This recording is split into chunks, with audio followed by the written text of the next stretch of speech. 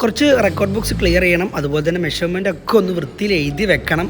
എന്നിട്ട് സാർമാർ വരുന്നുണ്ട്. അപ്പോൾ അവരൊന്ന് ചെക്ക് ചെയ്യുമ്പോൾ അതൊക്കെ എന്ത് അത് ചോദിക്കുമ്പോൾ നമ്മൾ പറഞ്ഞു കൊടുക്കണ്ടേ, അതല്ലേ നമ്മുടെ ജോലി. അപ്പോൾ നമ്മളത് ചെയ്യണം. അതുപോലെ തന്നെ ഇന്ന് കുറച്ച് സാർമാരോട് വിസിറ്റ് ചെയ്യുന്ന ഒരു സൈറ്റ് ചെറിയൊരു ഇൻസ്പെക്ഷൻ ഡേ ആണ്.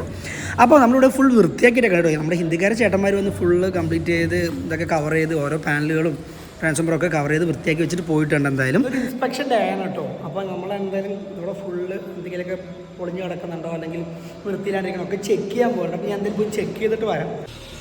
അതിനെ നമുക്ക് ഇവിടെ നോക്കാം. ഇവിടെ വലിയ കുഴപ്പമില്ല, ക്ലിയർ ആണ്. ഇവിടെ എല്ലാം ക്ലിയർ ആണ്. ഇവിടെ വലിയ കുഴപ്പമില്ല. ഇവിടെയും ക്ലീനൊക്കെ തന്നെയാണ്, വലിയ ഇഷ്യൂസ് ഇല്ല. ഈ റൂമും വലിയ പെർഫെക്റ്റ് നമ്മുടെ ഇലക്ട്രിക്കൽ റൂമാണ്. ഇവിടെ കുറേ വേസ്റ്റ് ഒക്കെ ഉണ്ട്. റിജക്റ്റഡ് ഇവിടെയൊക്കെ ഒരുപാട് സാധനങ്ങളൊക്കെ ഉണ്ട്. അവിടെ അതും നമുക്ക് റിജക്റ്റ് ചെയ്യണം. ഈ റൂമെല്ലാം കണ്ടീഷൻഡാണ്, ഓക്കെയാണ്. അഗെയിൻ റിജക്റ്റ് ഒരുപാട് സാധനങ്ങൾ കിടക്കുന്നുണ്ട്.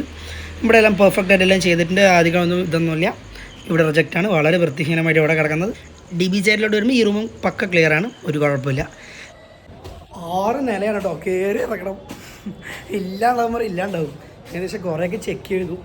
ഇനി ബാക്കിയെല്ലാം അവർ ഇൻസ്പെക്ട് ചെയ്യണം. ഓക്കെ. മൈ ഗോഡ്, 0 മുതൽ ഗ്രൗണ്ട് ഫ്ലോർ മുതൽ 6ാം ഫ്ലോറിൽ കയറി കേട്ടോ. വയ്യാതെയായി. ഈ കാണുന്നത് വലിയൊരു ഏച്ച് റൂമാണ്. ഇവിടെ പെർഫെക്റ്റ് ആണ്, കുഴപ്പമില്ല. എങ്ങനെ അപ്പുറത്തെ റൂം പറയുന്നത് ഇൻസ്പെക്ഷൻ ഡേ ആണ്, അറിയാലോ. ശ്രദ്ധിക്കണം, സേഫ്റ്റി ഒക്കെ ഇടണം. ആ സേഫ്റ്റി അല്ല, സേഫ്റ്റി ബെൽറ്റ്.